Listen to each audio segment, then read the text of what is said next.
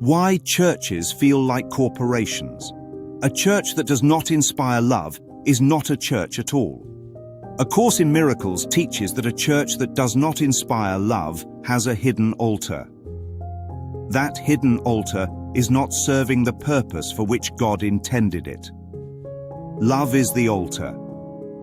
If love is missing, the altar has been replaced by possession. Possession for its own sake is the ego's fundamental creed, and possession is not love. Possession is the attempt to stabilize what cannot be stabilized. Possession is the ego's heavy anchor in a shifting world.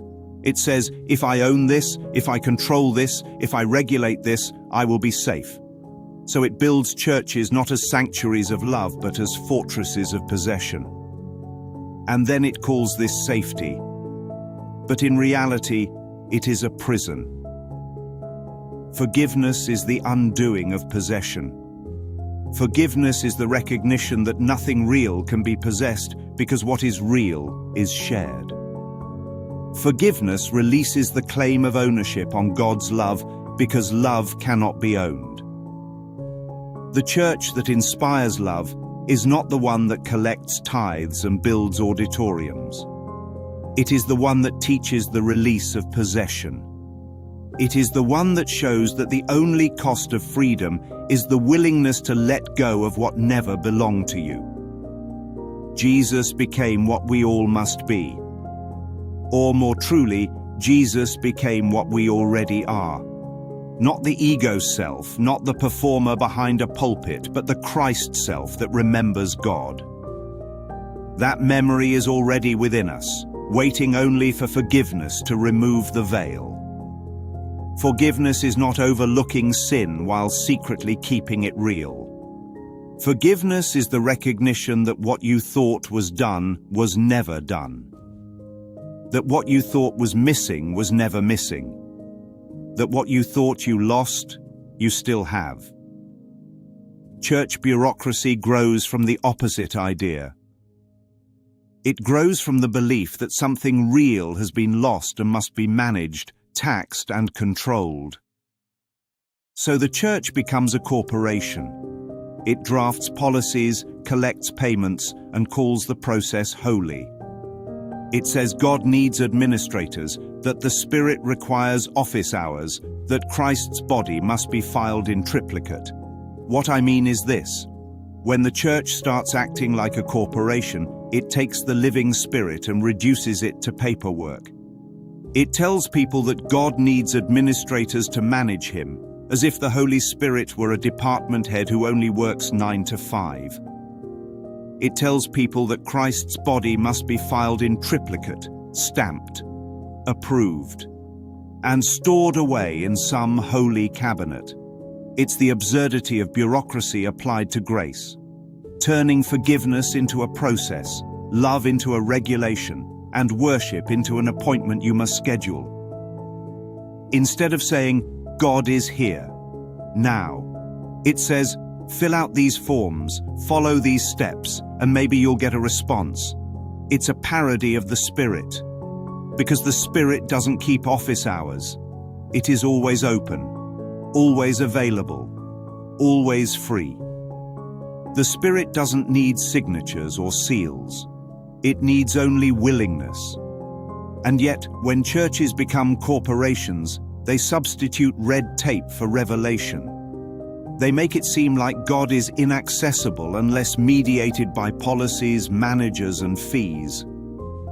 Bureaucracy is the ego's attempt to keep God at arm's length, to make love something managed instead of something given. And that's why churches that run on politics and paperwork feel hollow, because God never asked for administrators. God asked only for love. But love is not managed. Love is not taxed. Love does not require a chain of command. Love inspires without regulation.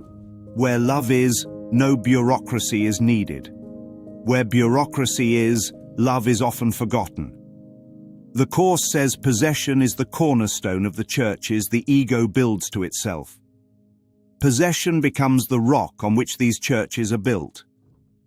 But the true foundation of God's church is forgiveness. Forgiveness undoes the belief in possession by reminding the mind that nothing real can be owned. Not truth, not love, not God. And so the question becomes, why do churches feel like corporations? Because they have chosen possession over love.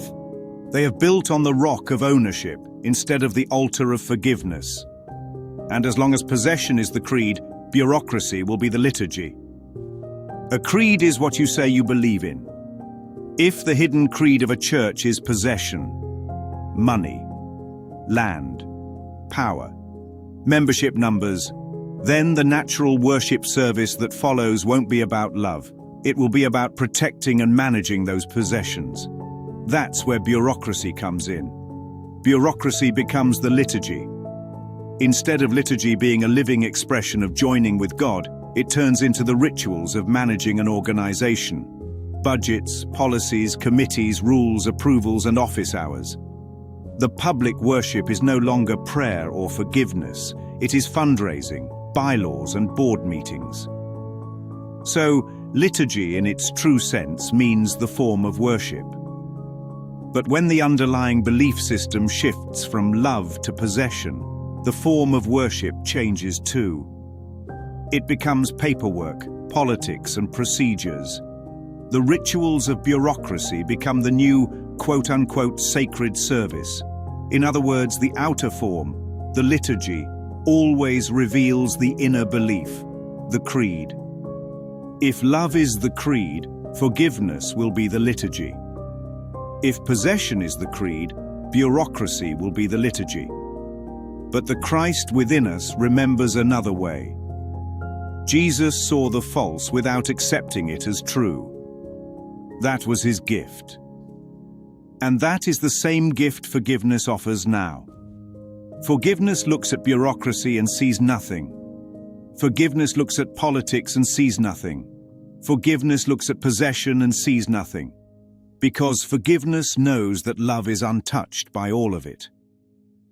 The church that inspires love is not bound by walls or policies. It does not require tithes, signatures, or votes. It requires only willingness. Willingness to see as Jesus saw. Willingness to forgive what never really happened. Willingness to release the chains of possession and remember that what is real is shared. This is the church God intended. Not a corporation, not a bureaucracy, not an altar hidden beneath policy and regulation, but a living altar of love that inspires, forgives, and reminds us of who we already are. For when forgiveness is remembered, the church is revealed. And when love is remembered, politics dissolve. Picture a church that feels more like a boardroom than a sanctuary, where altars are buried under policies, where prayers are processed like paperwork, and where possession is mistaken for love. But behind the red tape, beyond the signatures and the sermons, waits another foundation. A foundation built not on ownership, but on forgiveness. And when that foundation is remembered, the bureaucracy collapses. And in its place rises the only true sanctuary there ever was. Not in stone, not in policy, but in love. For tonight's sermon has been delivered not from the pulpit of politics, but from the twilight place where truth waits quietly to be remembered, the twilight zone. And when Christ is remembered, nothing else is needed.